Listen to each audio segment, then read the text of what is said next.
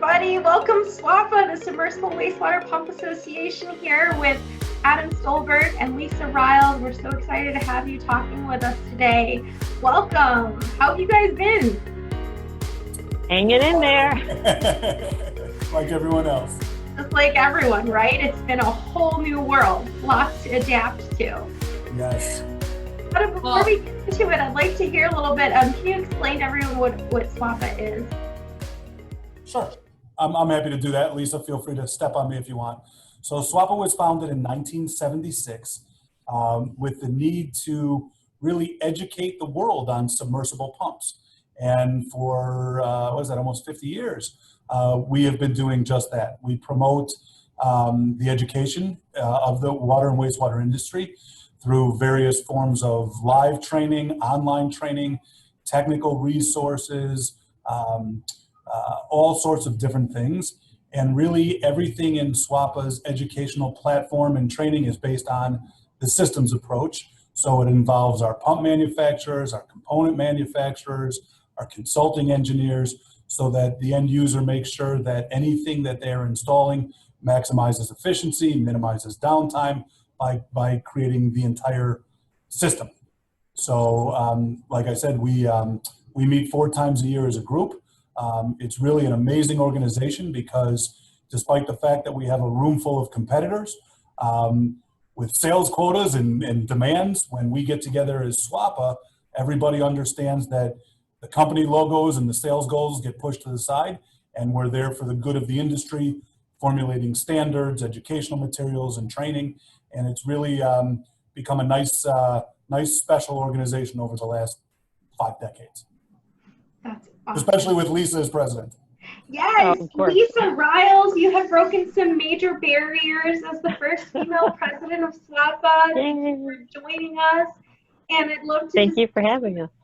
Yes, tell us how tell us a little bit about your experience and what you're looking forward to the rest of this year. Oh, being involved in SWPA has been great. Coming into the organization and then kind of working my way and getting more comfortable with everybody, the crew of the SWPA, all the members. And I think the value that SWPA brings to the industry, as Adam said, it does give us an opportunity to come together, forget about, who you're working for. And it's more about coming together, educating customers, educating the installers to find the best solutions and find the best systems approach. And then I think the other benefit is it does give us the opportunity to share some information about what's going on in the market, what are the trends, and we can share some of that information without giving out, any secrets, but just kind of, what are you seeing, and sharing that and getting an idea of what's going to happen in the future. And COVID times, it's kind of crazy. So it's a good opportunity to share some of the industry trends, because we're all, affected by them in the organization. Yeah, I'm curious about kind of the times of COVID and being able to connect with the members during this time. Do you have anything scheduled, or just even a meetup like we're doing here with the members? Yeah, we're actually in the process of doing that right now, Charlie. As one of our meetings each year, our summer meeting is typically in conjunction with a plant or a facilities tour. And in August, we were supposed to tour one of Schneider's facilities. And obviously with COVID the way it is and the world the way it is, for many reasons, that trip and that tour has been canceled. But we are going to continue doing our committee meetings through a Zoom process so that we can make sure that our training initiatives stay on track. We're going to have to, look to reschedule our annual meeting that's normally held in Chicago with several guest speakers. I'd say 95% likely, almost 100% likely that'll have to be done via, a Zoom or a similar idea. And then obviously looking towards 2021 and understanding how deep this COVID-19 reach is, and, is our spring training going to have to be rescheduled to summer or fall? But our committee meetings aren't going to miss a beat. We're going to do those via Zoom, and really. We're still recording webinars, posting them to our Training Resource Center website. We just did 2 of them over the last 2 months. we're excited about, you know, what we're going to do in the future. As far as, you know, what the world holds, you know, one of the things SWPA does is produces an industry outlook every year through a survey of our members. I think, Charlie, you've participated in that survey as an associate member. And normally we ask about trends and technology and shipment reporting data. And this year, I think we're going to have some very interesting new questions, as most of our manufacturers forget, you know, social distancing and working at home. But what about how is that affecting deliveries and, you know, plants and, you know, production, and how long do people see it lasting, and how is it really impacting the world that we already know is an aging infrastructure, and there's a need for our equipment. But, you know, who knows the long-reaching effects of COVID-19? Yeah, I would say that, go ahead. I was going to say, just, you know, what Adam was talking about, the online training that SWPA is providing is perfect for, you know, a lot of people are at home and they can't get out, and it's a great opportunity to get that extra training that you need, that, you know, maybe you were too busy to do before, and now you can sit in front of your computer and do that training instead of going back and forth in traffic. So I think it's a good opportunity and something that people can use and benefit from. You know, just when we're thinking about COVID and bringing all of these people together, that the challenges, right? And what are those? And I think it is our jobs as, you know, media and associations to pull everybody together and find out how we can help. So I appreciate y'all doing that. And go ahead. I wanted to just add, you know, as the editor of Empowering Pumps and Equipment, I've noticed with COVID, with everybody having to work from home, that what I'm seeing more in social media messaging is that there are more clogged pumps, that there are more overrun pumping stations, you know, so it's created a whole new challenge for stormwater and wastewater operation to be dealing with sort of this change in where the flow is happening. So that's been really interesting to also to keep a beat on, as well as I think the urge to maybe move toward automation, you know, looking at a world where social distancing is maybe a trend that's going to be around a lot longer than we had anticipated. Automation is something I think that is really going to take hold. A lot of the manufacturers have technology that's been available, not necessarily adopted right away. So I almost feel like a silver lining with COVID is that a lot of stations are going to jump into the modern century here with the technology that's available for pumps and pumping systems. So do you have any insights along those lines that you'd like to share there? As you said, in our industry outlook the last couple of years, when we ask questions about what the future holds, the trends are more technology, relying more on remote monitoring and remote controls. And I think most of our member companies, especially on the control side or the pump side, integrating with the controls in some of these package systems, I think everyone has started moving towards that. And we're seeing more and more of that as technology and certainly bandwidth on the internet and cloud hosting and all of that technology comes together.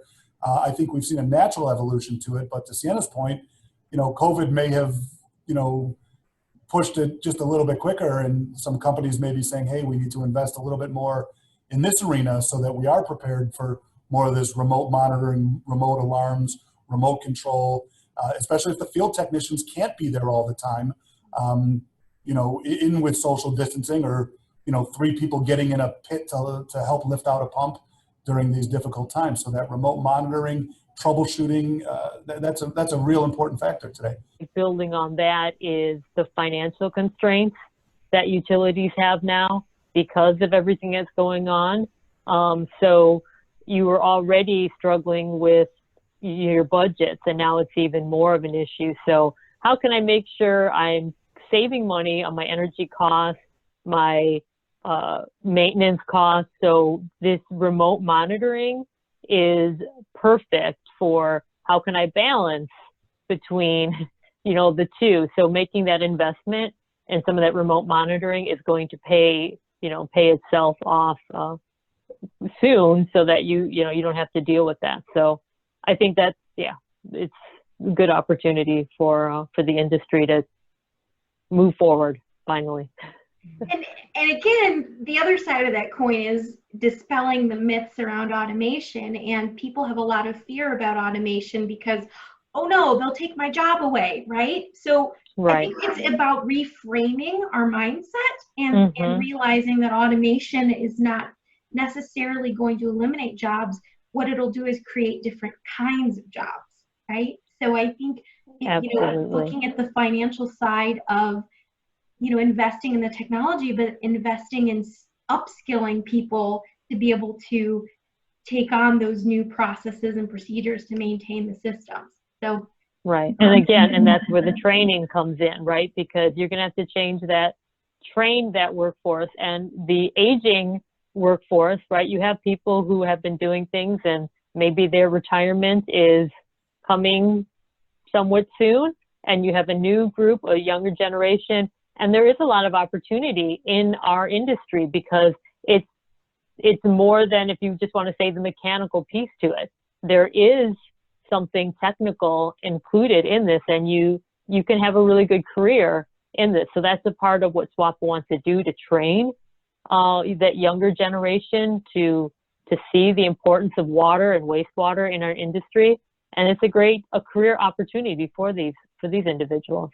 Lisa, if I could just add to that point, and that's a great point, because I hate to refer to the Outlook survey, but again, that was one of the concerns when we talk about challenges in the coming years to our industry. Aging infrastructure is a benefit to our industry because people need to spend money on replacing pumps and equipment, and that's what our members sell. But the other concern was aging personnel and loss of some of this historical knowledge of these facility operators, these plant operators, these wastewater treatment facility, operators. So as Lisa said, I don't think our industry is concerned about technology replacing the human touch. I think technology is going to be combined with personnel who are trained on that technology. There's always going to be the human factor needed. And with the amount of infrastructure improvement needed in the coming decades, I think the water and wastewater world is an amazing opportunity for young engineers to get involved on a number of different levels. So I don't think we're worried that technology is going to replace people. I think if anything, it's going to expand the reach of the system and the need for more people who are not only knowledgeable about the actual pumps and equipment, but can take that knowledge and understand how it applies and works in those remote applications as well. So I think it's an opportunity. Yeah, you touched on something about the survey that made me think about the data, right? It's really, that's I guess a topic we don't talk about enough, but all of these systems and remote monitoring, they all are stored somewhere, and you have to use that data and have people that understand the equipment to use it to tell you, okay, what does all this mean? And so I think that too is something that we need to look at, how we're educating people. I love the education. Clearly part of your mission to educate our industry in this conversation. Yeah, and education is really important. I very much appreciated being able to attend the SWPA training. It was a 2-day session, and the people that were there talked about the topics were motors, instrumentation, pumps, pump station design. There were so many topics over that 2 days, and these professionals have been in the industry for decades. I was able to, on the breaks and lunches, ask them questions. And, I had my training manual. It's like 4 inches thick, so it's great. If I ever have a technical question, I know that I have people I can come to and ask questions, which is great. We do it on a thumb drive now too, so it's yeah, nice. Oh, good. Now it's digital. But I'll tell you, being a millennial, I'm right on the edge, right, of millennial Gen X. I think that a lot of times younger kids are relying on the data because data doesn't lie. Some of the older generations, they can listen to a pump and hear it's cavitating. They know what tiny air bubbles hitting an impeller sounds like, and that's fascinating. But younger professionals don't know that by sound. So having the data, my NPSHA is lowering. I gotta, pay attention. That's important. That stuff is really important to have that data to drive decision making. And I think that having the data, especially in trends and where we're going with the technology, is going to have a big impact in climate change. And so I wanted to ask you about that, Lisa, if you have any insights to share there.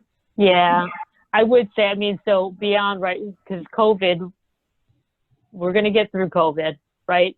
But that the climate change with storms and hurricanes and water scarcity, that's not going away anytime soon.